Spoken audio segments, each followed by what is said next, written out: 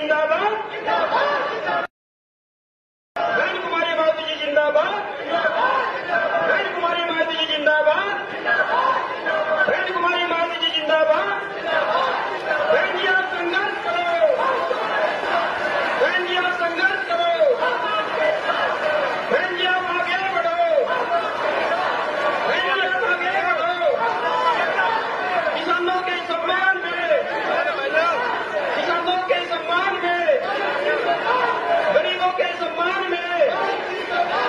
मजदूरों के सम्मान में, महिलाओं के सम्मान में, पिछड़ों के सम्मान में, बहुजनों के सम्मान में बहन कुमारी माता जी जिंदाबाद, बहन कुमारी माता जी जिंदाबाद।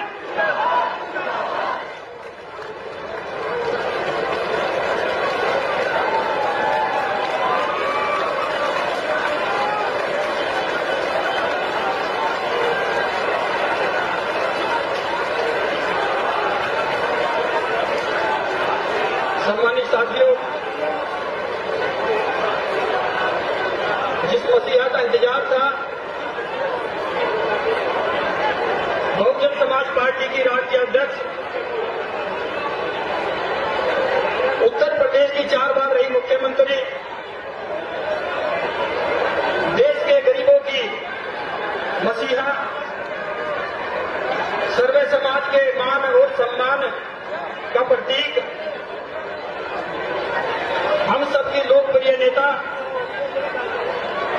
आदरणीय बहन कुमारी मालती जी का पंजाब की धरती पर पहुंचने पर तालियों के साथ स्वागत करने का काम करें।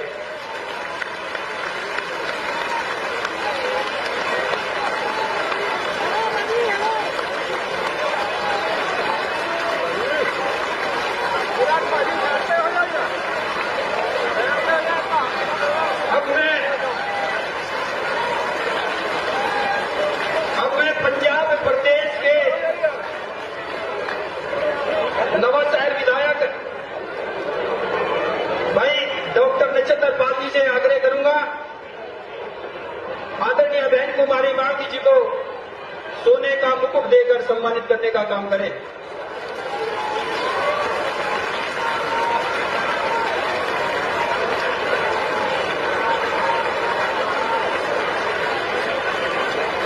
बहन कुमारी मालती जी जिंदाबाद,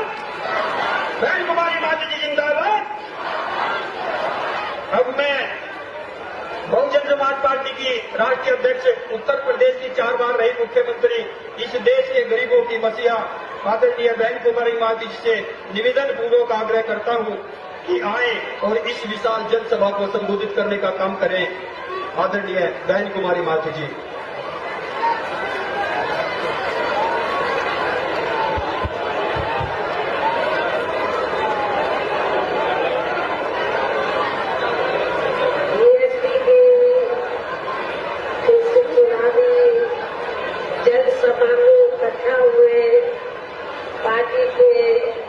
सभी छोटे बड़े पदाधिकारी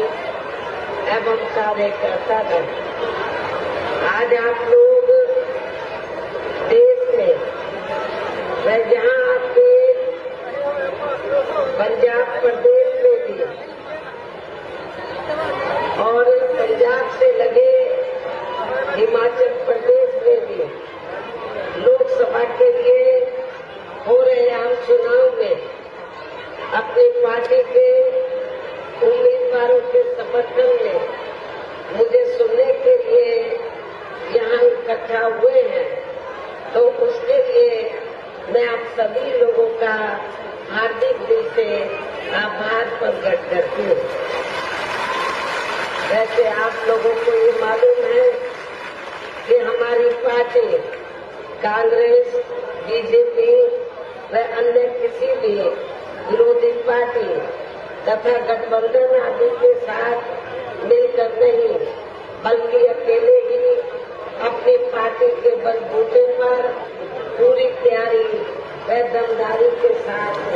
ये चुनाव लड़े। इसके साथ ही हमने टिकट बंटवारे के मामले में भी सर्व समाज के लोगों को बीएसपी में जुड़ने की तादाद को ध्यान में रखकर फिर उस अनुपात में ही उन्हें उचित भागीदारी भी दी, जिनको कामयाब बनाने के लिए पार्टी के लोग पूरे जी जान से लगे हैं। हालांकि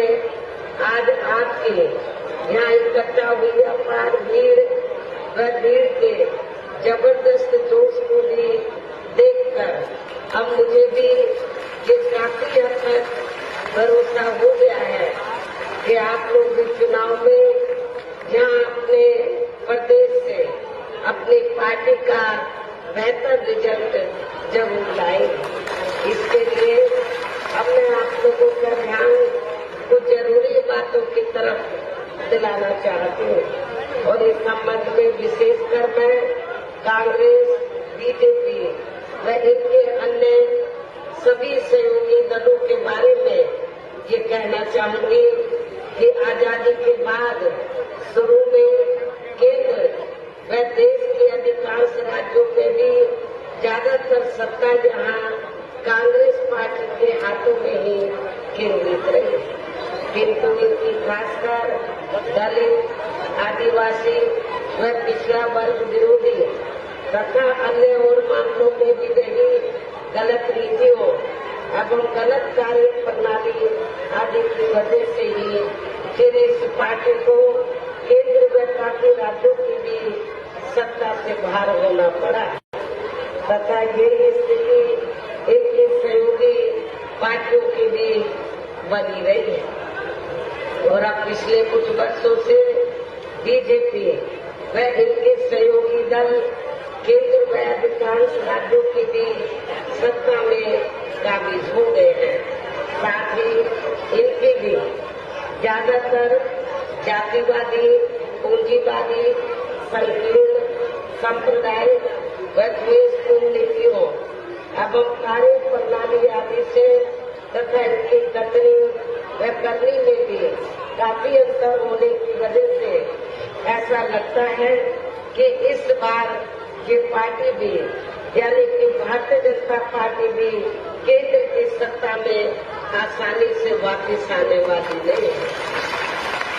बशर्ते यदि ये चुनाव इस बार फ्री एंड फेयर होता है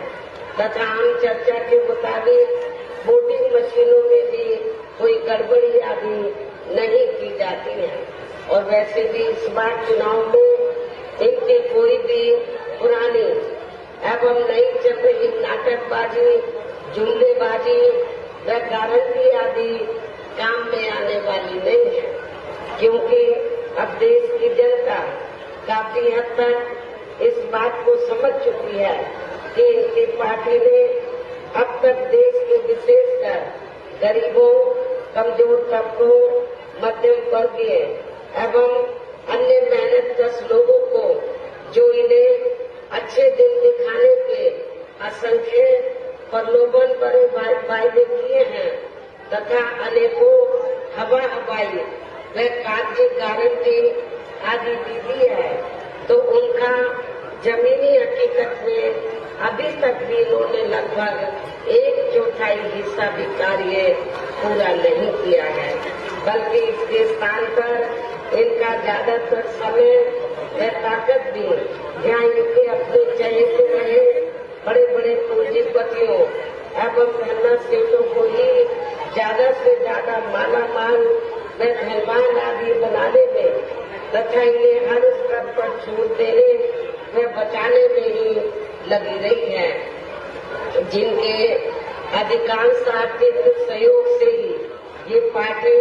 व अन्य पार्टियां भी अपना संगठन चलाती हैं तथा चुनाव आदि भी लड़ाती हैं, जिसका काफी कुछ खुलासा बोर्ड की आई रिपोर्ट से भी हो जाता है। और इस संबंध में वैसे आप लोगों को ये मालूम है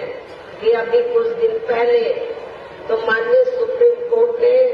बोर्ड के बारे में जो खुलासा किया है तो उससे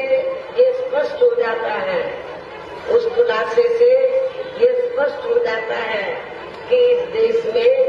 बीएसपी को छोड़कर जितनी भी राजनीतिक पार्टियां हैं, चाहे कांग्रेस हो, बीजेपी हो, पार्टी हो, अन्य और विरोधी पार्टियां हो या इनके गठबंधन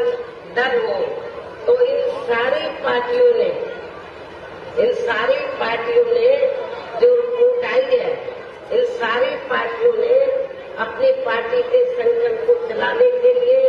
व चुनाव आदि लड़ाने के लिए बॉन्ड के जरिए खरबों रुपए इस देश के बड़े बड़े पूंजीपतियों व धनराशियों से किया। लेकिन बहुजन समाज पार्टी एकमात्र पूरे देश में ऐसी पार्टी है जिसने एक भी रुपया अपनी पार्टी के संगठन को चलाने के लिए व चुनाव आदि लड़ाने के लिए इस देश के किसी भी पूंजीपति व धनराशि से नहीं दिया। बहुत आदि से लेके एक भी रुपया नहीं दिया है। बल्कि हमारी पार्टी करती क्या है, हमारी पार्टी अपने संगठन को चलाने के लिए तो हर साल बीएसपी की मेंबरशिप के जरिए मेरे जन्मदिन के मौके पर थोड़ा थोड़ा धन इकट्ठा करके, चुनाव में भी थोड़ा धन इकट्ठा करके, कार्यकर्ताओं से थोड़ी आर्थिक मदद लेकर तब हमारी पार्टी अपने संगठन को चलाती है और चुनाव आदि भी लड़ाती है। इसके अलावा अब ऐसा लगता है कि कांग्रेस पार्टी की तरह ही बीजेपी ने भी केंद्र की तमाम सरकारी जांच एजेंसियों का ज्यादातर राजनीतिकरण कर दिया है। इसके अलावा देश के किसान वर्ग भी वर्तमान बीजेपी की सरकार में शुरू से ही अपनी विभिन्न समस्याओं को लेकर काफी ज्यादा दुखी व परेशान रहे हैं और अभी भी हैं। जबकि यूपी में 4 बार हमारी पार्टी की नई सरकार ने इनके हितों का भी हर स्तर पर विशेष ध्यान रखा है। आपके पंजाब में खेती काफी होती है, लेकिन चाहे स्टेट की सरकार हो या सेंट्रल की, तो ना तो स्टेट की सरकार ने ना सेंट्रल की सरकार ने किसानों के हितों का बराबर ध्यान रखा है। जबकि हमारी पार्टी की नई सरकार ने अपने चारों हुकूमतों के दौरान तो किसानों को खेती करने के लिए समय से उचित साधन उपलब्ध कराए और उनकी फसल का भी उचित दाम दिया है। ये भी मैं अपने किसान भाइयों को यहाँ बताना चाहती हूँ। इतना ही नहीं, बल्कि केंद्र में पूर्व की रही कांग्रेसी सरकार की तरह ही वर्तमान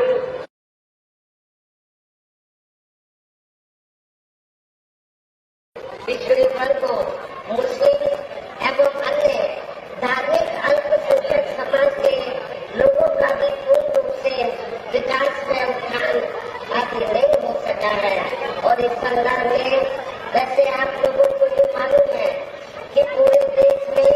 यहाँ दलितों, आदिवासियों एवं अन्य पिछड़े वर्गों का सरकारी नौकरियों में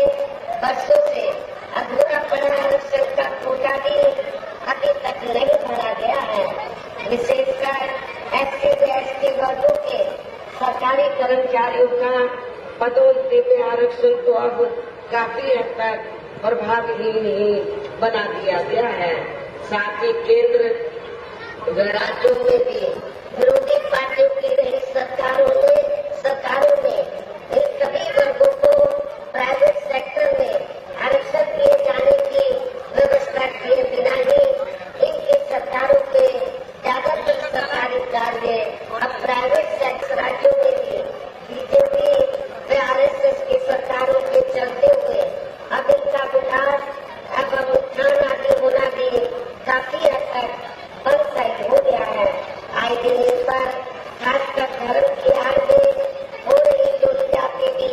यहाँ काफी ज्यादा चरम सीमा पर पहुंच चुकी है। इनके साथ साथ अपन कास्ट समाज में से विशेषकर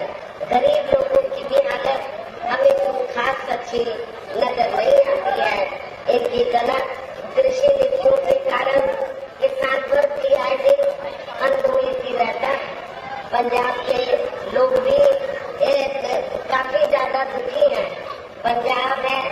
आपका हरियाणा है, यूपी है, राजस्थान है, तो आए दिन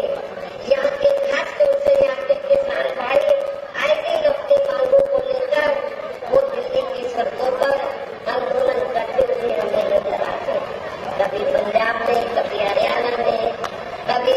अन्य राज्यों में और अब तो इन लोगों को मजबूरी में तो दिल्ली में भी जाकर अपनी मांगों को लेकर धरना प्रदर्शन करना पड़ता है। साथ ही इनकी गलत आर्थिक नीतियों की वजह से देश की अर्थव्यवस्था पर भी इसका काफी बुरा प्रभाव पड़ा है, जिससे यहाँ विशेषकर छोटे एवं मध्यम वर्गीय व्यापारी वर्ग भी काफी ज्यादा दुखी व परेशान है। और अब केंद्र में पूर्व की रही सरकारों की तरह ही वर्तमान भाजपा सरकार ने भी यहाँ पूरे देश में गरीबी, बेरोजगारी एवं महंगाई आदि भी लगातार काफी ज्यादा बढ़ रही है। देश में हर स्तर पर फैला भ्रष्टाचार भी कम नहीं हुआ है। ऐसे में अब आप लोगों को देश में हो रहे लोकसभा चुनाव में कांग्रेस, बीजेपी व इनकी सहयोगी पार्टियों को भी तथा यहाँ की जो मूल स्थानीय पार्टियां हैं उनको भी केंद्र की सत्ता पे आने से जरूर रोकना है। जिनकी गलत नीतियों व गलत कार्य प्रणाली आदि को आप लोग काफी हद तक आजमा भी चुके हैं। और अब ये विरोधी पार्टियां किस्म किस्म के ऐसी स्थिति में अब ये विरोधी पार्टियां किस्म किस्म के साम दाम दंड भेद आदि अनेकों हथकंडे इस्तेमाल करके केंद्र की सत्ता में आने की पूरी कोशिश में लगी है,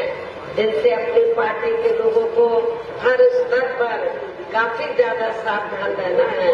और इस मामले में विरोधी पार्टियां अपने अपने पक्ष में हवा बनाने के लिए खासकर मीडिया, ओपिनियन पोल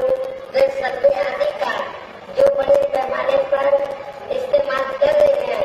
तो उनसे अपनी पार्टी के लोगों को बिल्कुल भी गुमराह नहीं होना है। इसके साथ ही विरोधी पार्टियों के विभिन्न ग्रुपों ने जारी किए गए एक हवाई व प्रलोभन भरे चुनावी घोषणा पत्रों एवं वायदों के बहकावे में भी पार्टी के लोगों को कतई नहीं आना है, जिन्हें ये पार्टियां चुनाव खत्म होने के बाद ज्यादातर अमल में नहीं लाती हैं। और अब इस पर से देश की जनता का अधिकांश विश्वास ही उठ गया है। यही खास वजह है कि हमारी पार्टी किसी भी चुनाव में अपनी पार्टी का कोई भी चुनावी घोषणा पत्र आदि जारी नहीं करती है। वैसे भी हमारी पार्टी किसी भी मामले में कहने में बहुत कम बल्कि कार्य करके दिखाने में ही ज्यादा विश्वास रखती है। और इस बात का सबसे बड़ा सबूत यह है कि उत्तर प्रदेश में 4 बार हमारी पार्टी के नेतृत्व में रही सरकार ने चुनाव में पार्टी के बिना जारी किए गए घोषणा पत्र के लिए प्रदेश में आम जनहित में काफी कुछ ऐतिहासिक कार्य करके दिखाए हैं, जिनकी अब देश में अधिकांश पार्टियों की सरकारें काफी नकल भी कर रही हैं। जबकि इस मामले में पार्टी का इन पार्टियों के स्थान पर क्या हम कई ब्रह्मांडों के ब्रह्माओं को जानते हैं? क्या हम हमारे ब्रह्मांड के ब्रह्मा को जानते हैं? आइए आज हम ब्रह्मा और उनसे जुड़े कई सवालों के जवाब एक साथ पूछते हैं और जानते हैं कि वो ब्रह्मा कौन से हैं जो हैं पूर्वज श्री राम के। पूर्वज श्री राम के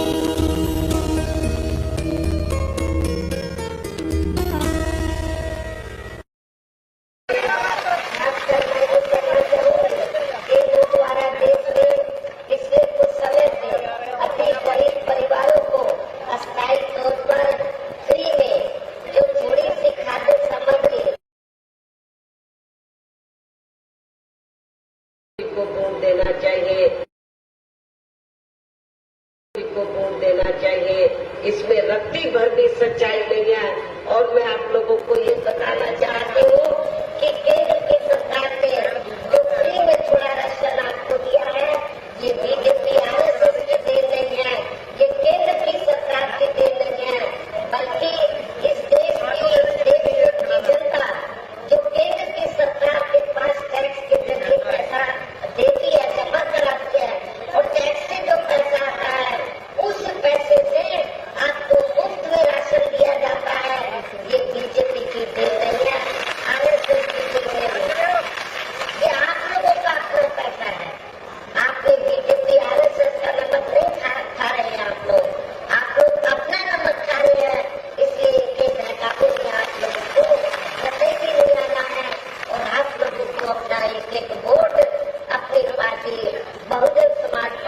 ही देना